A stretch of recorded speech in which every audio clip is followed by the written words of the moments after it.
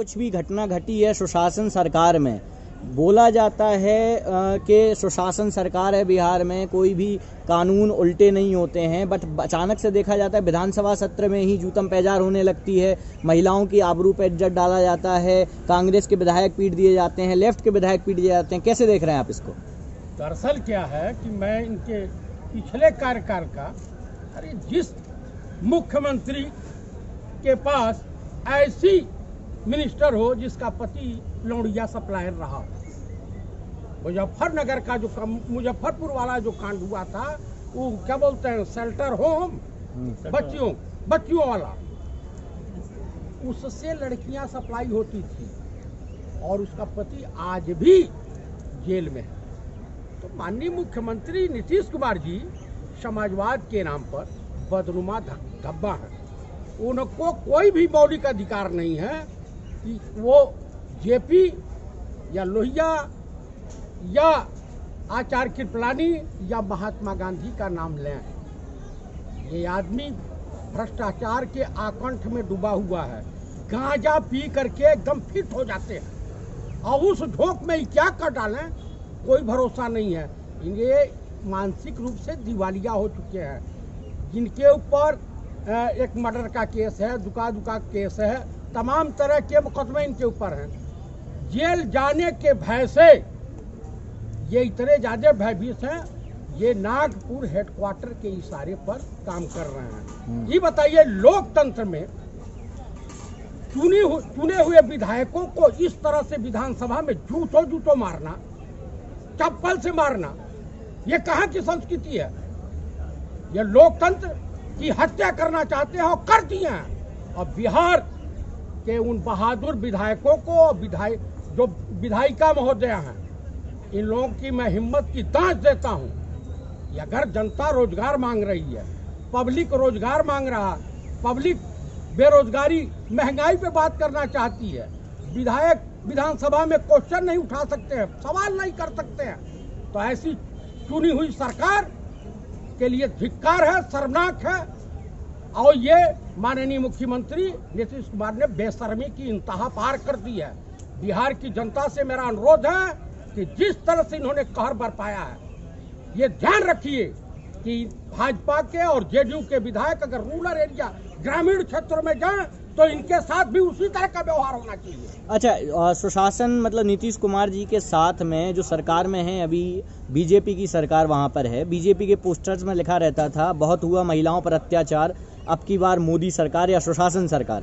तो महिलाओं पर इतना अत्याचार है कि महिला विधायक भी जो सदन में बैठी है उनकी आबरू पर भी हाथ डाल दिया जाता है।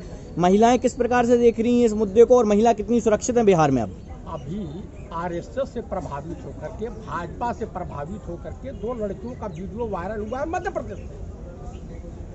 वो भाजपा की लाइब्रेरी में पढ़ने जाती थी, उनके विचारों को अपनाना चाहती थी, लेकिन जालिमों ने अपने ही पार्टी के कार्यकर्ता के साथ घिनौनी हरकत कर दिया। तो इनका स्तर किस तरह का है ये तो पूछना ही नहीं है। आप उत्तर प्रदेश की दशा ले लीजिए। उत्तर प्रदेश में इस प्रदेश का मुख्यमंत्री साधु भगवा वस्त्र धारण किया, उस प्रदेश का मॉडल जाकर थोपना चाहता है बंगाल में पढ़े लिखे लोग हैं। वो तो कह रहे हैं कि उत्तर प्रदेश में राम राज है। हाँ, राम राज है। जिस जिले से वो कई बार सांसद रहे, मैं उसी जिले का रहने वाला हूँ। वो कितने महान हैं और कितने सज्जन हैं, मुझसे बेहतर कोई नहीं जानता है। अब तक 20-22 हजार ब्राह्मणों की हत्या करवाया इस जालिम ने उत्तर प्रदेश में। और जब भी आरएसएस का फार्मूला मैं आपको बता देता हूँ, वो अपने ही लोगों के द्वारा मरवा देती है। कमलेश तिवारी की हत्या हुई है योगी शासन के दौरान, योगी की सरकार के दौरान। हाथरस वाला कांड याद कर लीजिए, बीकरू कांड याद कर लीजिए, पुलिस वालों को मरवा दिए थे। और कानून को धक्का, सुप्रीम कोर्ट और न्यायपालिका को धक्का बताते हुए गाड़ी पलट गई। जेल में हत्या हो जाती है कैदी की, गाड़ी तो चलते चलते रोड पे पलट सकती है। हाँ, एकदम पलट सकती है। अरे वाह, उनकी गाड़ी काहे नहीं पलटती है? मुख्यमंत्री महोदय नीतीश कुमार की गाड़ी काहे नहीं पलटती है? मोदी जी की गाड़ी क्यों नहीं पलटती? क्यों? अच्छा, मोदी जी बंगाल जाते हैं, बंगाल को सोनार बंगला बनाने की बात आ रही थी, अब अचानक से ऐसा क्या हो जाता है कि मोदी जी बोल देते हैं कि दीदी चाहे तो मुझे जूते मार लें? मोदी जी का भी मानसिक संतुलन खराब हो गया है। अब इसके बारे में कुछ कहने लायक नहीं है। आजकल गांवों में कहावत हो गई है कि का हो बड़ा फेंका ताड़ा, मोदी हो गई हवा का है? ये कहावत है। यानी माननीय प्रधानमंत्री का के पद की गरिमा को इन्होंने तार तार कर दिया है। इतने बड़े डंके बज रहे हैं विश्व में, और आरएसएस, विश्व हिंदू परिषद, बजरंग दल पर हमने बैन लगाया है। कांग्रेस के ऊपर बैन नहीं लगा है, बैन लगा है आरएसएस, विश्व हिंदू परिषद और बजरंग दल। और ये संगठन बीजेपी के मातृ संगठन में आते हैं। अमेरिका ने बैन लगाया है, कई देशों में बैन लग गया है। यूरोप कंट्री पूरी जो है इस अत्याचार के खिलाफ है। आने वाले समय में मैं आपको बता रहा हूँ कि जहाँ आसाराम जी इस वक्त विराजमान हैं, वहीं मोदी जी और इनकी कैबिनेट विराजमान मिलेगी। वो दिन दूर नहीं है। ये बेरोजगारी का आलम जो इस देश में व्याप्त है, छात्रों की जो समस्याएं हैं, स्कूल कॉलेज बंद हैं, उसका खामियाजा मोदी जी को अब पूरी भाजपा को भुगतना पड़ेगा।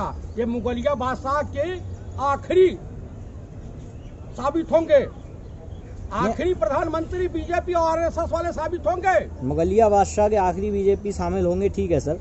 उत्तर प्रदेश में लगातार देखा जा रहा है, जब भारत आज़ाद हुआ था तो हिंदू मुस्लिम सिख ईसाई आपस में भाई भाई की बात थी। हाँ? अभी उत्तर प्रदेश के डासना में एक कांड हुआ कि एक लड़का पानी पीने जाता है मंदिर में, उसको पहले तो मारा जाता है, और अब देखा जा रहा है कि सारे मंदिरों के बाहर पोस्टर लगाए जा रहे हैं कि ये हिंदुओं का मंदिर है, मुसलमानों का प्रवेश वर्जित है।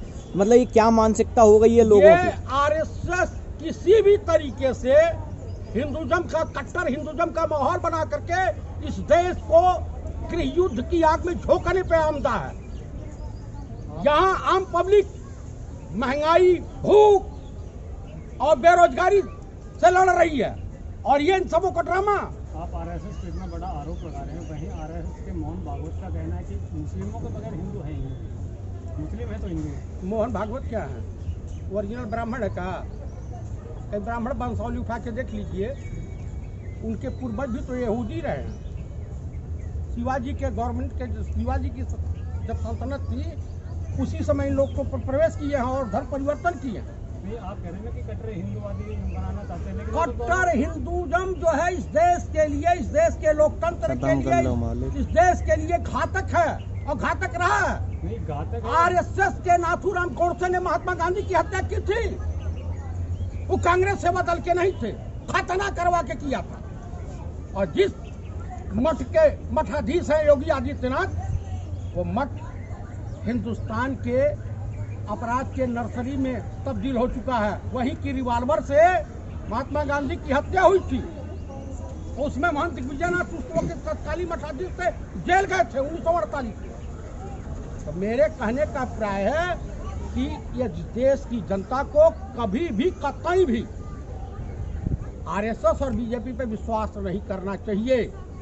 आज बताइए देश की जीडीपी का है कहाँ पहुँच गई है?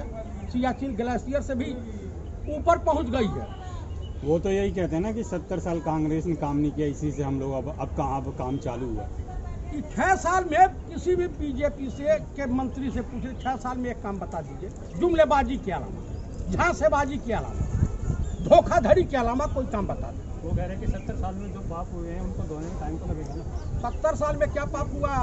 ये जितने एयरपोर्ट बने हैं मोहन भागवत के पिताजी ने बनवाया है, जितनी रेलवे स्टेशन बने हैं मोहन भागवत के पिताजी ने बनवाया है, रिहंत बांध, भाखड़ा नांगल बांध ये बीजेपी वालों ने बनवाया है। ये जितने एयरपोर्ट हैं ये बीजेपी वालों ने बनवाया है, जो बेच रहे हैं बाप की संपत्ति समझ के। यहाँ तो में कहावत है, जो व्यक्ति अपने बाप की सजोई हुई धरती को बेचता है, संपत्ति को नुकसान करता है, उसे नालायक, नकारा कहा जाता है। ये देहातों में कहावत है।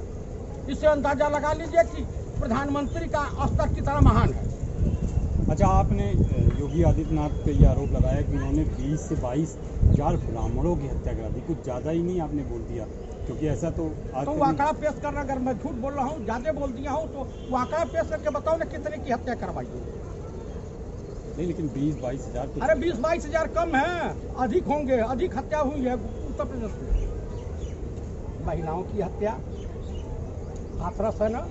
नहीं हत्याएं नहीं, जैसे लेकिन आप ब्राह्मण सीधे वाले। तौर पे योगी का नाम ले रहे हैं ना कि योगी हाँ, जी ने और करवाया। 20-22 और हज़ार। क्या सरकार उनकी है और वहाँ पुलिस कोई काम नहीं कर रही है, अपराधियों को संरक्षण प्रदान कर रही है, तो आरोप किस पे लगेगा? राहुल गांधी पे लगेगा या पंडित नेहरू पे लगेगा तो वो तो अपने- या मुलायम सिंह पे लगेगा? योगी साहब तो अपने 4 साल के काम गिना रहे हैं ना कि क्या काम किया है बता दे। उपलब्धियां गिना रहे अरे हैं। कौन सी उपलब्धि? सजनी हमहू राजकुमार वाली उपलब्धि, चिमयानंद वाली उपलब्धि, कुलदीप सेंगर वाली उपलब्धि, यही उपलब्धि, हाथरस वाली उपलब्धि। लखनऊ मेट्रो बताया उन्होंने लखनऊ मेट्रो उन्होंने बनवाया, वो तो अखिलेश सरकार की जन थी, अखिलेश जी के। नहीं तो कब फीता तो उन्हीं ने काटा था अरे ना। फीता काम कोई और किया हो, अब फीता वो काटे, बच्चा हम पैदा करके जाएं, अब बाप कोई और बने, ये कहाँ का न्याय है भैया? भाजपा सरकार में एक किसान जो उत्तर प्रदेश में बैठे हुए गाजीपुर बॉर्डर में, वो का पाकिस्तान से आए हैं। नहीं, सिद्धू बॉर्डर पे जो किसान बैठे हुए हैं, पंजाब के किसान जो हैं खालिस्तानी हैं, नक्सली हैं, और तुम ही लोग जो आरएसएस और बीजेपी राजा हरिचंद की छठी औलाद है। ये फोर्स के जितने जवान दिखाई दे रहे हैं किसानों के घर के ही तो हैं। अच्छा, आप लेकिन आरएसएस को लेकर इतने अटैकिंग क्यों है? मतलब आरएसएस इस देश के लिए नासूर है, और मैं चाहता हूँ ये नासूर समाप्त हो। बस लेकिन इस देश का विकास हो, विनाश न हो, और मोदी जी विनाश पुरुष हो गए। लेकिन जो कट्टर एक जो अभी माहौल है उसमें आपको एक चीज बता देता हूँ, हमारे भारत देश के लिए कट्टर हिंदुज़म भी घातक है, कट्टर इस्लामीकरण भी घातक है, लेकिन दोनों में से सबसे ज्यादा अगर घातक कोई है तो कट्टर हिंदुज़म, जिसका भयावह परिणाम आज हिंदुस्तान की जनता रोडों पे घूम रही है, देख रही है। इसको क्यों नहीं मान लेते आप लोग? आप कह रहे हो कि आरएसएस कट्टर हिंदूवादम है, वहीं आरएसएस के जो राष्ट्रीय अध्यक्ष हैं मोहन भागवत वो कहते हैं कि हिंदू मुस्लिम एक है, मुस्लिमों के बगैर हिंदू है ही नहीं। तो जो साधु है कौन, नरसिंह सरस्वती का नाम है उसका, नरसिंहानंद ऐसे कुछ। हाँ, ये जो है उसके मुंह पे कहीं थूक देते आकर करके। उसके बाप का मंदिर है, उसने बनवाया है मंदिर, उसकी संपत्ति उसमें लगी है। मंदिर, मस्जिद, गुरुद्वारा, चर्च सबके लिए खुला रहता है, चाहे वो हिंदू हो, मुसलमान हो, सिख हो, ईसाई हो। अच्छा, आप आखिर गुरुद्वारे में चले जाइए, कोई जात धर्म पूछता है, गुरुद्वारे में चले जाइए आप। यही तो बात है, एक मंदिर पे ऐसा बोर्ड लगने के कारण तो बवाल हो रहा है, कई मस्जिदों पे लगे हुए ये मोहन भागवत अंधे होकर दिखाई नहीं दे रहा है। नहीं, मस्जिदों पे तो बोर्ड लगे हुए हैं, यहाँ कह रहे हैं जमाती को आना मना है। भैया कहाँ कौन से हम मक्का मदीना पे लगा हुआ 25 किलोमीटर। कहीं कहीं कहीं कुछ नहीं, कहीं ऐसा कुछ नहीं है, वहाँ हिंदू भी जाते हैं, आप चले जाइए। मक्का मदीना में तो बिल्कुल कहीं नहीं। अरे कहीं कुछ नहीं है, ये देश की मानसिकता जो है, गंदी मानसिकता के सोच रखने वालों की उपज है। अच्छा सर, आखिरी सवाल आपसे ले लेते हैं। आप लगातार जंतर मंतर पे आते रहते हैं, किसान आंदोलन में भी जाते रहते हैं। मैं तो 107 दिन से यहाँ बैठा हूँ जी, हाँ। वही मैं कह रहा हूँ कि आप जंतर मंतर पे अभी देख रहे हैं सर, टीचर भी आंदोलन पे हैं, छात्र भी हैं, एसएससी वाले भी हैं, बैंक वाले, एलआईसी वाले, रेलवे वाले, पुलिस कर्मचारी सभी आंदोलन कर रहे हैं। क्या हो गया है इस देश में? आंदोलन एक रीति बन गई है कि कुछ ऐसी नीतियां हैं जिसके कारण लोगों को सड़कों पे उतरना पड़ रहा है? भैया, बेरोजगारी बढ़ेगी, महंगाई बढ़ेगी, तो जनता रोड पर नहीं आएगी तो क्या घर में बैठी रहेगी?